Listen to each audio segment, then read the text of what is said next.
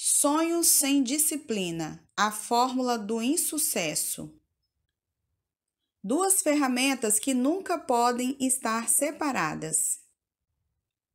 Não podemos nos esconder atrás dos sucessos passados, nem atrás das necessidades neuróticas de poder, de evidência social e de estarmos sempre certos. Precisamos ser transparentes. Quem não é transparente não reedita o filme do inconsciente, não reescreve sua história, leva para o túmulo seus conflitos. Por quê? Porque se o eu não contatar e esquadrinhar as janelas traumáticas para reeditá-las, perderá a oportunidade de reciclar suas mazelas e misérias emocionais. Por isso, neste capítulo, vou falar sobre alguns dos conflitos, desertos e crises que atravessei. Muitos jovens se acham ansiosos, irritados, desconcentrados, sem projetos de vida. Eu também era assim em minha juventude. Alguns podem pensar que, pelo fato de ter milhões de leitores em mais de 70 países e ser estudado em várias universidades, andei por caminhos sem acidentes. Não é verdade. Atravessei desertos emocionais áridos. Durante a travessia de algum deles, parecia que eu não tinha forças para caminhar. Tinha tudo para não dar certo. Precisei muito das ferramentas citadas neste capítulo, dos sonhos como projeto de vida e de doses elevadas de disciplina para reescrever minha história.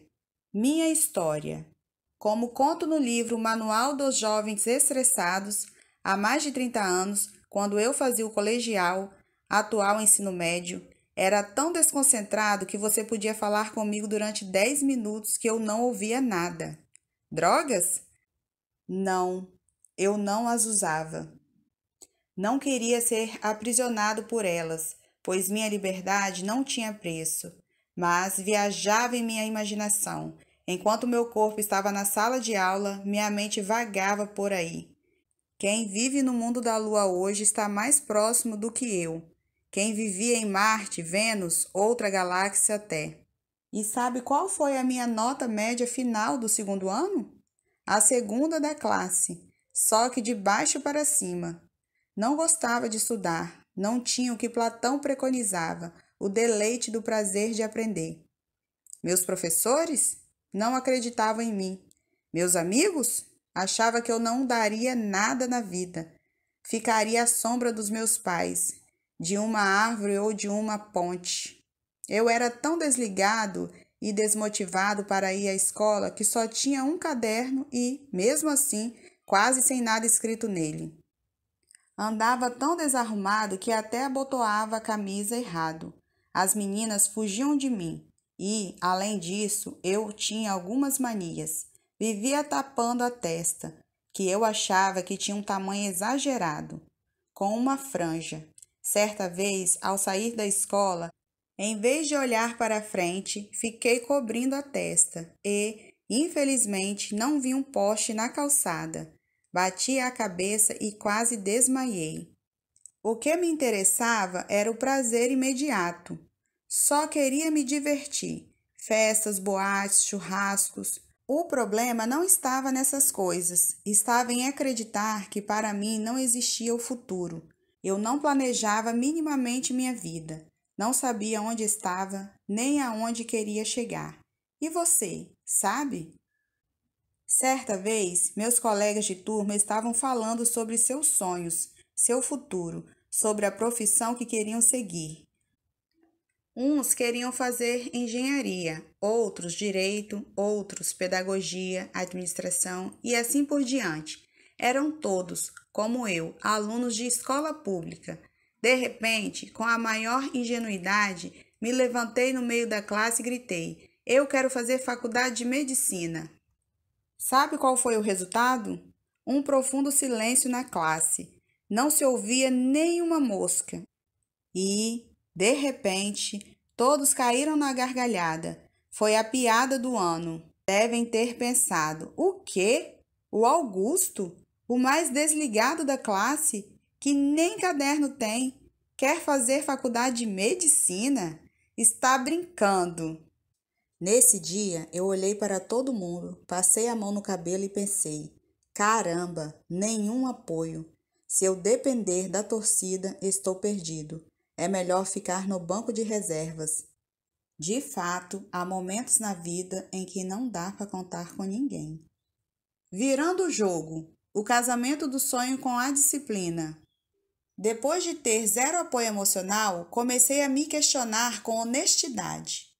Quem sou eu? O que é a vida? O que espero dela?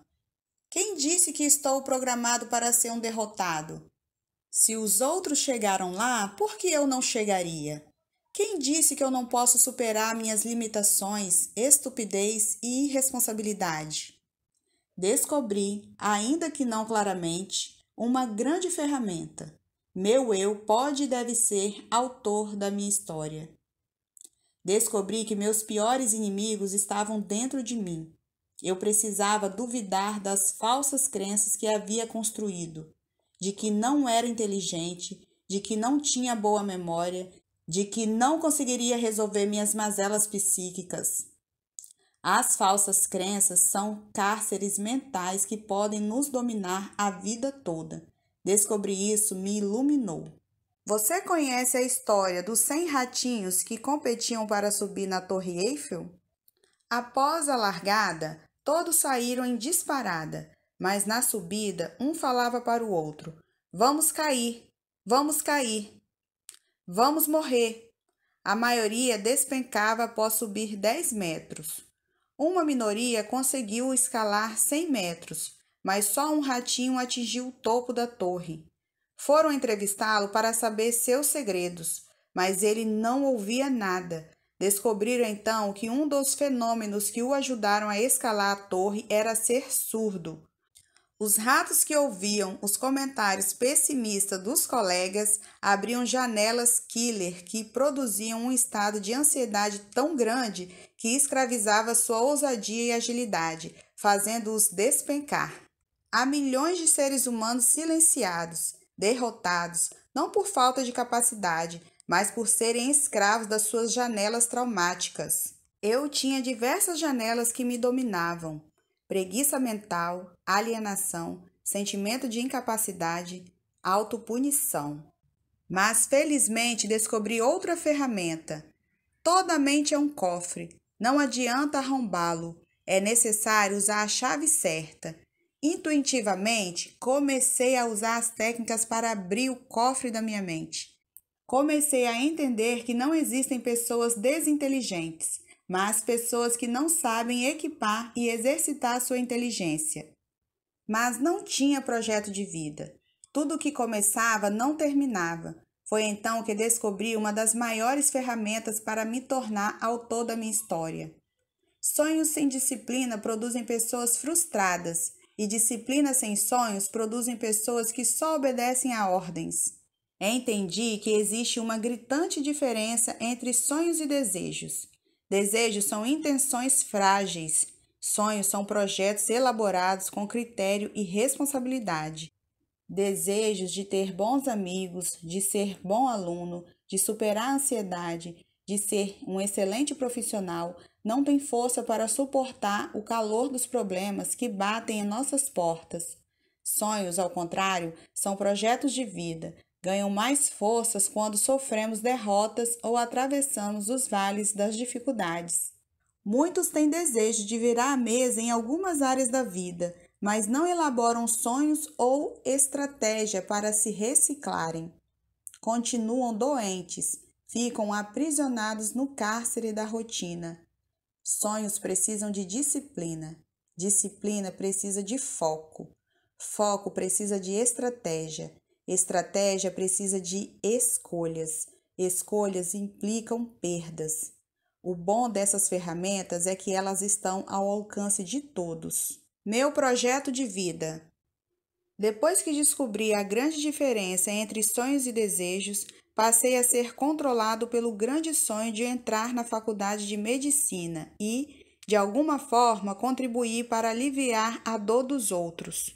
Esse projeto me provocou, me empurrou e me levou todos os dias a superar o medo de me expressar, de levantar a mão e tirar minhas dúvidas na classe. Não importava se os outros zombassem de mim. Se minhas perguntas eram banais, eu tinha uma meta e a perseguiria com toda a minha energia mental. Tal projeto de vida deu combustível à minha disciplina, determinação, transpiração, batalha. Foi então que eu, que nem caderno tinha no segundo ano do ensino médio, passei a estudar mais de 10 horas por dia além do estudo em classe. Tinha foco e usei estratégias diárias para alcançá-lo.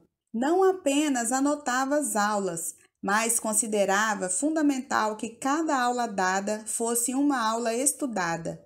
E, além disso, passei a revisar as últimas aulas de cada matéria que já havia estudado, pelo menos por 5 a 10 minutos.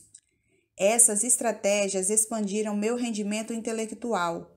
Desse modo, assimilava as informações, reciclava o aprendizado e saturava minha memória com tudo o que aprendia. No começo não foi fácil. Não entendia as matérias, sentia sono, fadiga e até irritação. Queria sair correndo do meu local de estudos. Foi então que descobri outra ferramenta fundamental para virar o jogo da minha história. A sorte acorda às 6 da manhã. É o casamento da coragem com a oportunidade. Ao vermos o sucesso de alguém, somos tentados a dizer: ele tem sorte. Não conseguimos ver que, nos bastidores da sua história, houve foco, estratégias e determinação. Muitos nasceram em berço pobre, viveram privações, não tiveram apoio de nada nem de ninguém, mas usaram suas habilidades mentais para criar suas oportunidades. Você tem usado as suas? Quem acredita em sorte e azar como fenômenos estatísticos tem grande chance de ser vítima de suas dificuldades, privações, deboches, conflitos e não autor da própria história. Muitos filhos de pais ricos ou intelectuais ficaram à sombra deles. Tiveram grandes oportunidades, mas não as aproveitaram para ir longe, para construir a própria história. A sorte de terem tudo pronto foi uma armadilha. A herança, os prazeres imediatos e a vida fácil asfixiaram sua disciplina e suas habilidades mentais. Não aprenderam a expor em vez de impor suas ideias, trabalhar perdas e frustrações, debater ideias, correr riscos, ousar, ter projetos de vida, lutar por eles, acordar cedo, ter rotina. Você caiu nessas armadilhas? Quando jovem, sentia que minha mente não era privilegiada. Minha memória não era um bom armazém de informações. Se quisesse vencer minhas limitações, precisaria acordar cedo, estudar muito, perguntar, provocar minha mente, criar minhas oportunidades, mudar a minha sorte. Foi o que fiz. Tinha de parar de reclamar de tudo. Tinha de parar de culpar os outros pelos meus fracassos. Tinha de saber que ninguém poderia fazer as escolhas por mim. A decisão era exclusivamente minha, e a decisão não podia ser um desejo superficial. Tinha de ser um sonho mesclado com disciplina, capaz de me controlar todos os dias. Se não me controlasse, eu seria um derrotado.